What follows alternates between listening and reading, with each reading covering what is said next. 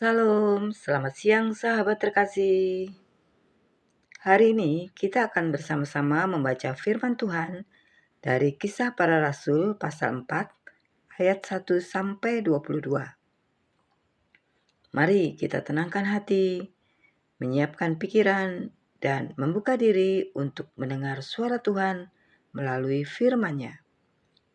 Biarlah setiap ayat yang kita baca hari ini bukan hanya kita dengar, tetapi juga kita resapi dan kita simpan di dalam hati.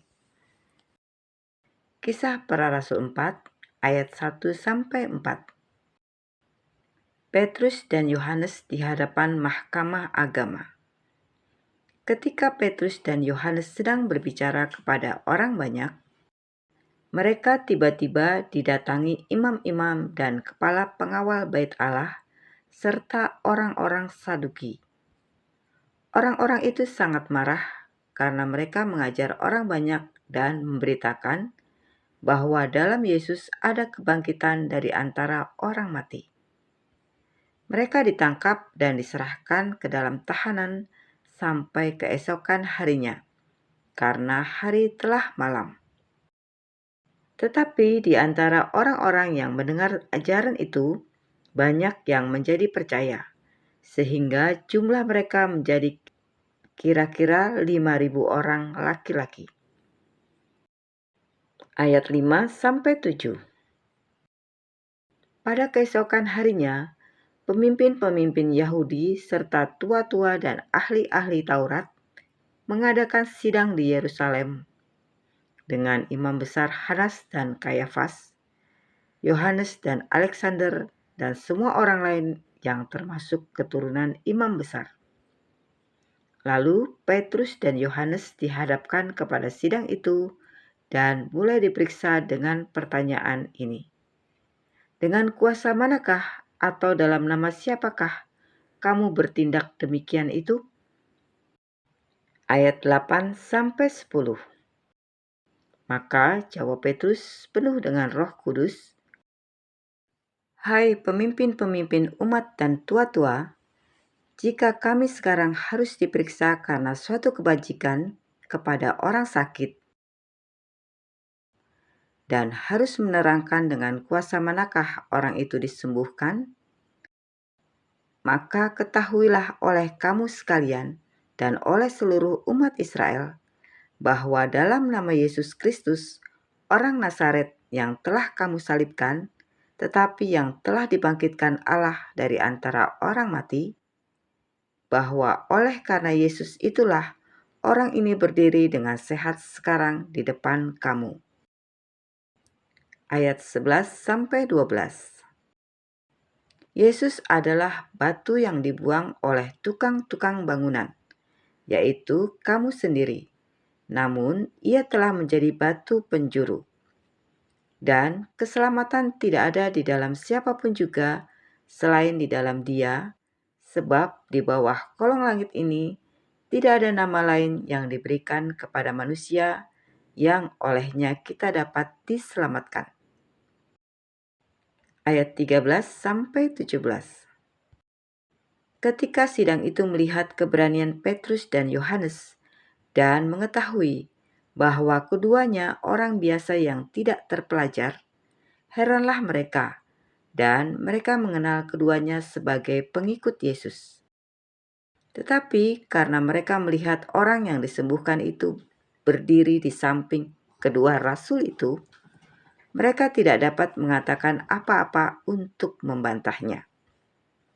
Dan setelah mereka menyuruh rasul-rasul itu meninggalkan ruang sidang, berundinglah mereka dan berkata, "Tindakan apakah yang harus kita ambil terhadap orang-orang ini?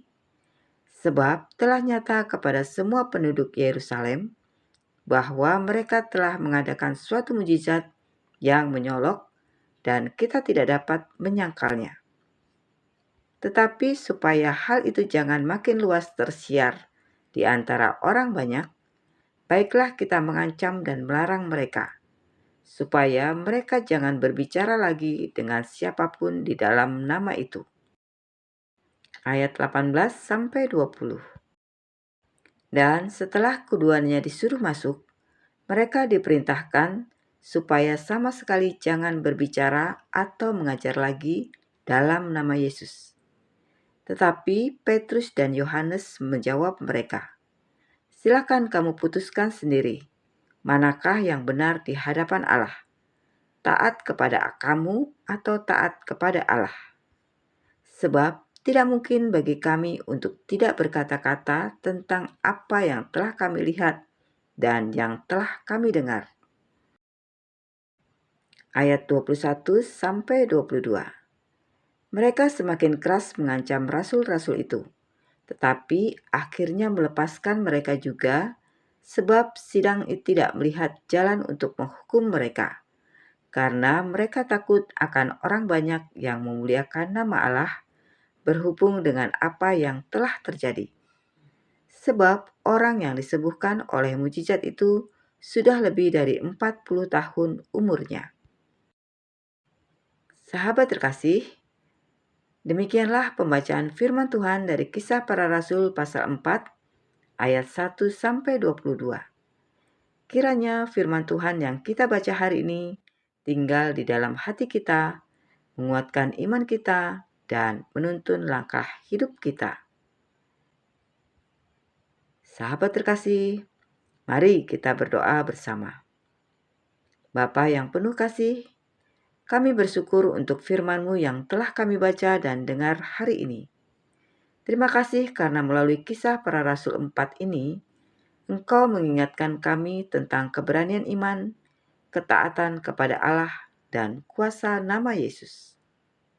Bapa, ajari kami untuk tidak takut berdiri di dalam kebenaran-Mu, seperti Petrus dan Yohanes yang memilih taat kepada Allah lebih daripada kepada manusia. Ketika kami menghadapi tekanan, tantangan, dan ketidakpastian hidup, tolong kami untuk tetap berpegang pada firman-Mu. Kami percaya Tuhan, bahwa keselamatan hanya ada di dalam Yesus.